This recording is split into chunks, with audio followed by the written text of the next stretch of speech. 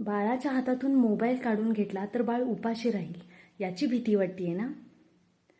तर विचार करा, बाळ पोट भरूनही उपाशीच राहतं. कसं? तर आपण जर एखाद्या पदार्थाकडे बघितलं किंवा आवडत्या पदार्थाकडे बघितलं तरी आपल्या तोंडाला पाणी सुटतं, पण ते मूल कुठं बघत असते? मोबाईलमध्ये बघत असतं.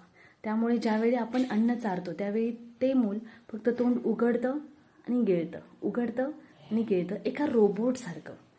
बरोबर ना? त्यामुळे मुलांच्या तोंडामध्ये रस तयार होत नाही, चयापचयाची क्रिया होत नाही, एन्झाईम ॲक्ट करत नाही. त्यामुळे मुलांचं कॉन्सन्ट्रेशन कमी होतं, डायजेशन पॉवर कमी होते, ओव्हरवेट होतं आणि इम्युनिटी लो होते. त्यामुळे मूल सतत आजारी पडतं. त्यामुळे 2 दिवस मूल रडलं तरी चालेल, तिसऱ्या दिवशीपासून ते मूल आपोआप जेवायला चालू करेल. त्यामुळे मोबाईल स्क्रीन तुम्ही बंद करा आणि मुलांना भुकेनं व्याकुळ होऊन जेवण करू द्या. आज आहे 14th डे. लाईक करा, फॉलो करा आणि सबस्क्राईब करा.